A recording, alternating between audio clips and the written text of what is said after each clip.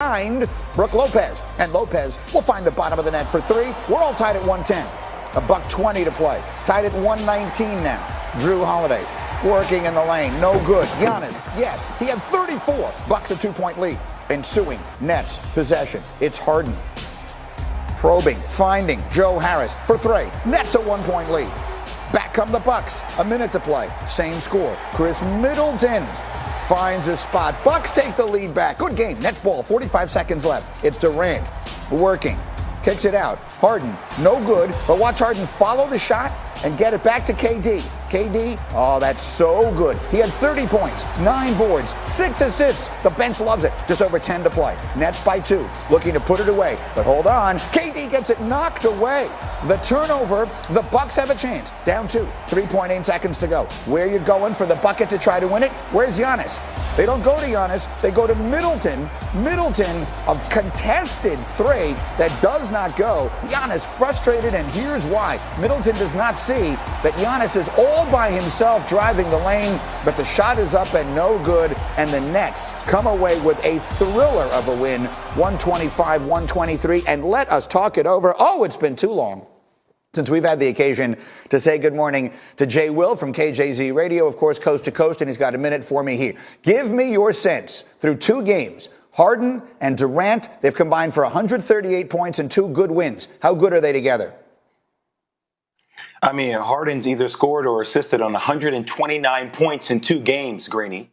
In 2 games. And that's why I said before, I think this is the most gifted scoring trio the league has ever seen. And we haven't even added in Kyrie Irving yet. You have a guy who is a multiple-time scoring champ in James Harden, but also averages 10 assists per game.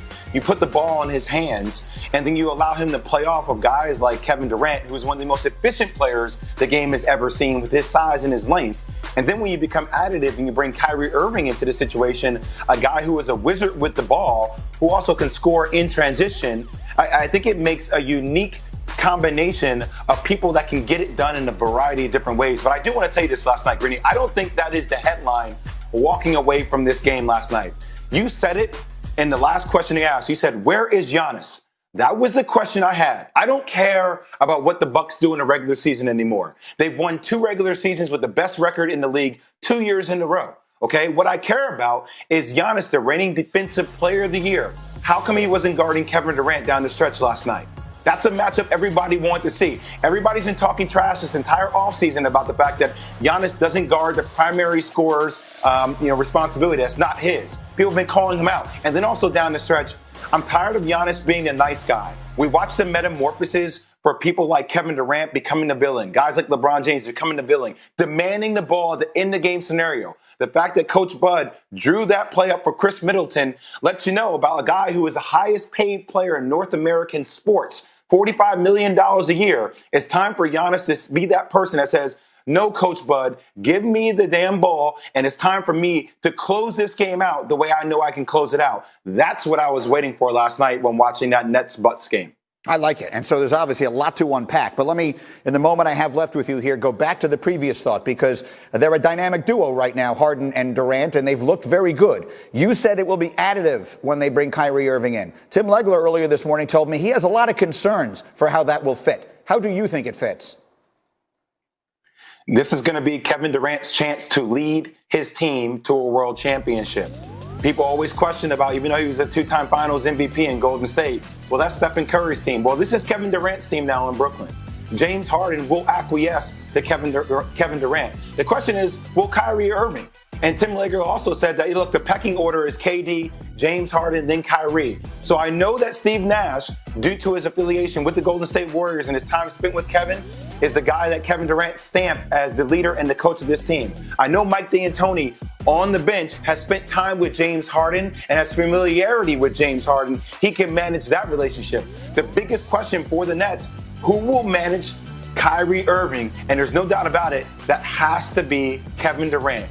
That is his responsibility. If KD can do that and lead with Kyrie Irving, then his team can win a world championship. But if he can't, it can also implode.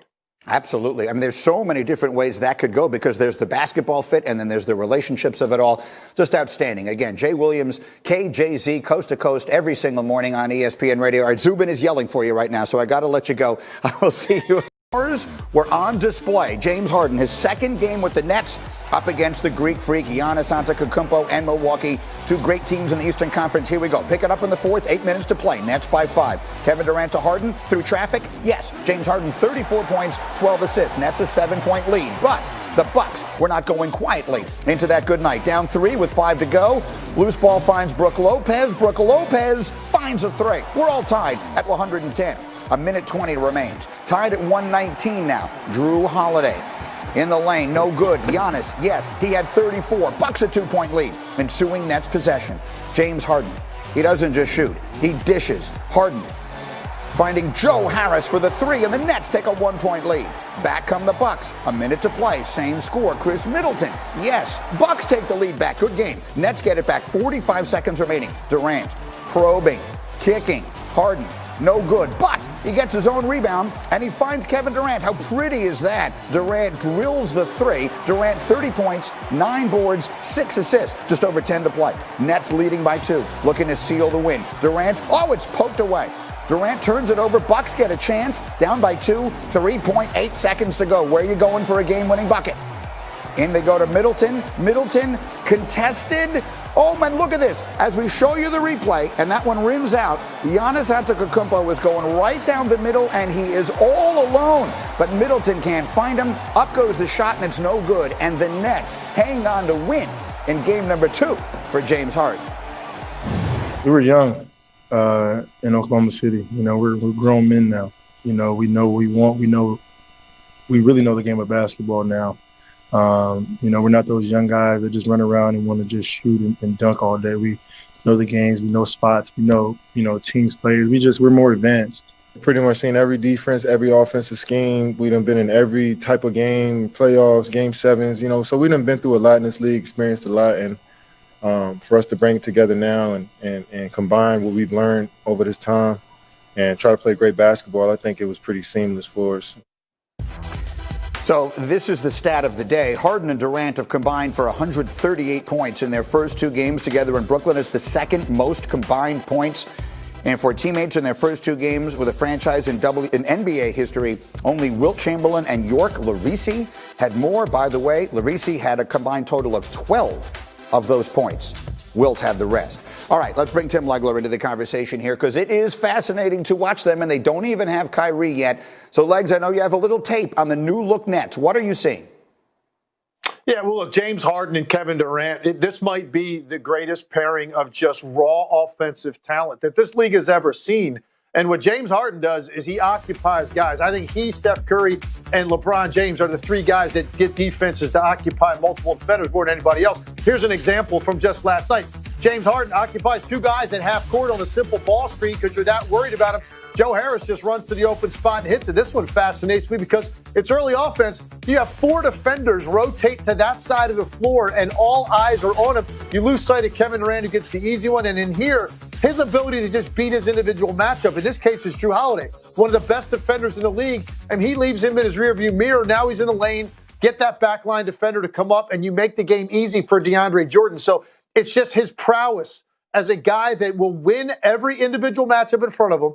And then he's also going to force an overcommitment defensively. And then what that does to the guys on his team, it just makes the game easy. And right now, Joe Harris, DeAndre Jordan, even Jeff Green, the game is really simple for them. Just find an open spot and wait, basically, because James Harden is that good at breaking defenses down. And I haven't even talked about Durant. He's the guy at the top of the food chain on this team, and he just gets his seamlessly whenever he wants to. But the fact that Harden is getting these defenses to shift, Greeny, to his side of the floor, it's just going to make them so lethal some nights and really no answer defensively for what they bring at you.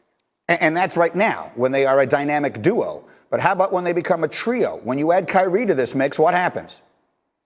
Very difficult for me watching that game, imagining Kyrie Irving on the floor, because I love the flow that they had. And I talked about those other role players getting great opportunities.